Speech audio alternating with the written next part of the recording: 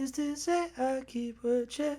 She was all pepper, nevertheless. My favorite part about the first one is how he like doesn't really know the words, so he's like kind of mumbling it a little bit. Same. Hello, Adam Ryan Donato. Hello, welcome back to another hard review, and here I am to talk about one of my most anticipated movies of the entire year, Across the Spiderverse. Now, this is a sequel to Spider-Man Into the Spiderverse, and this was supposed to be part one of a two-part big finale. It's a trilogy, you know what I mean? So we're kind of going the Empire Strikes Back route, where we're not ending this movie with a firm, like, this is the ending of this movie. It's a very much so a cliffhanger movie. I don't feel like that's a spoiler. I feel like you're going to enjoy this more if you go into it knowing that. Because, like, Dune, we didn't know it was a part one, but at the beginning of the movie, it says part one. And this is really the rage these days. I mean, Fast X did this, where it's ending on this huge cliffhanger, not unlike Infinity War, Twilight Breaking Dawn part one, Deathly Hallows part one, Mockingjay part one. And we've seen success with this. Like, Infinity War is a great movie. Fast X is a great movie. Dune is a great movie. Like, most of these are usually really good. What it leads to is the bombastic success of the final movie. Harry Potter, Deathly Hallows Part 2, Breaking Dawn Part 2, Avengers Endgame, need I say more? The big finale that we've been building up to is really lucrative at the box office. That this strategy only really works if you make a good movie with characters that we care about and a story we're invested in, so we want to see how it ends. Unless it's something like Twilight, where people aren't there for a quality of movie. They're just there to see hot people kiss. Sorry, Twilight fans. This movie, Spider-Man Across the Spiderverse, is absolutely fantastic. Now, I'm not the first person to say this. Everyone said it. The animation is fantastic. The music is great, just like the first movie. The action's great. It's absolutely hilarious. The characters are so relatable and so enthralling in this movie. The cliffhanger is awesome. The last 30 minutes of the movie, I'm sitting there like, it could end at any second, and oh my gosh. This movie will have you on the edge of your seat. It's a must-see movie of the summer. I fucking love this movie. Spider-Man Across the Spider-Verse is a 5 out of 5 from me. This movie is absolutely fantastic. It's one of the best superhero movies of the 2020s. I'm not ready to sit here and say it's one of the greatest superhero movies of all time. I will say that if you want to split hairs, because like I said, 5 out of 5, I can't say anything that everyone else hasn't already said. The fan service here is much better than in something like Spider-Man No Way Home. My review of this on Letterboxd was like, this is what you all thought No Way Home was, because it gives you those type of references that everyone wants, those little meta movie references, but it doesn't make them the plot of the movie.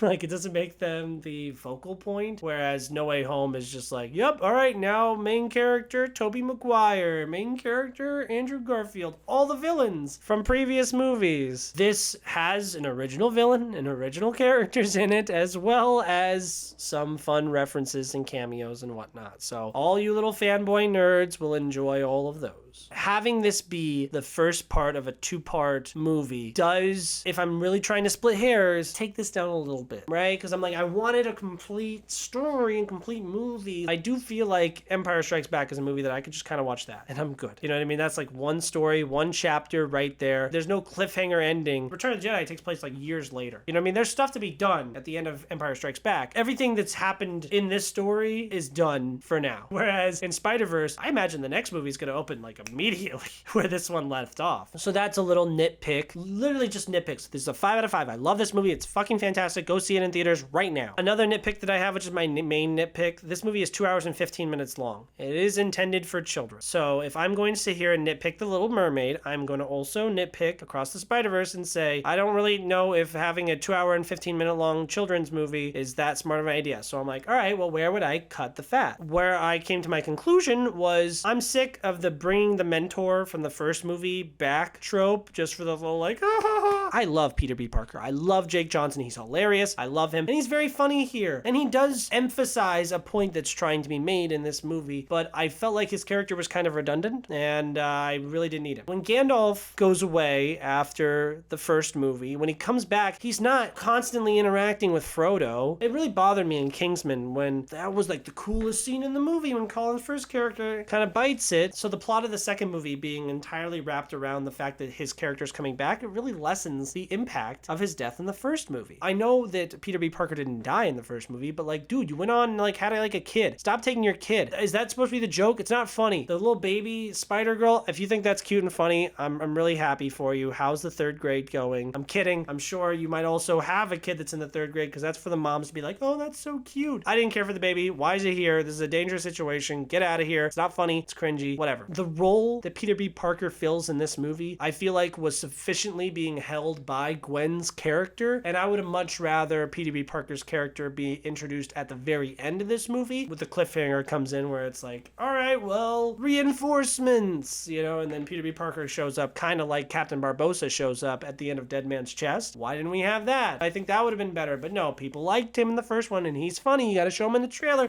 He had a terrible teacher. I've got a baby now. I understand from a marketing business studio's perspective on why you would do this. I just thought that it was like a little bit much, and if you cut out his like 3 or 4 scenes out of the movie, that's like 10 to 15 minutes, and then you're at a solid 2 hours, and then, you know, you feel a little bit better about the runtime of this movie. But these are literal nitpicks. This movie's stellar. Go watch it in the best format you can possible. It is visually stunning in every way, shape, and form. Please go see this movie. It is absolutely fantastic. It is the peak of the genre. It's currently my second favorite movie of the year. It's still behind Guardians 3. That's just a saga that I'm more invested in and also tells a complete story. I'm sure later down the road when I see part 3 of Spider-Verse, I might feel differently. Sure of that. But right now, if you're asking me right now how I feel, Guardians of the Galaxy makes me feel like, whereas Spider-Verse is like, and I'm like frozen in carbonite here in that expression for the next year. And it's like, I want to see the ending of this story. Thank you guys so much for watching this movie. Like, comment, subscribe, and tell me what your favorite Spider-Man movie is, because mine is going to be, I think I switched from Spider-Man 2 to Spider-Verse, and I think I do still like Into the Spider-Verse more than I like Across the Spider-Verse. Yes, it tells its own complete story. It's the first time we were introduced to this animation. It was a real game changer. It's the one that tugs at my heartstrings a little bit more, I feel like, and more funny jokes that I quote to this day. Like that's the thing. I've had 5 years to love Into the Spider-Verse. I've had a week to love Across the Spider-Verse, so time will tell, but right now, 5 out of 5, great. Go see this movie. Thank you so much.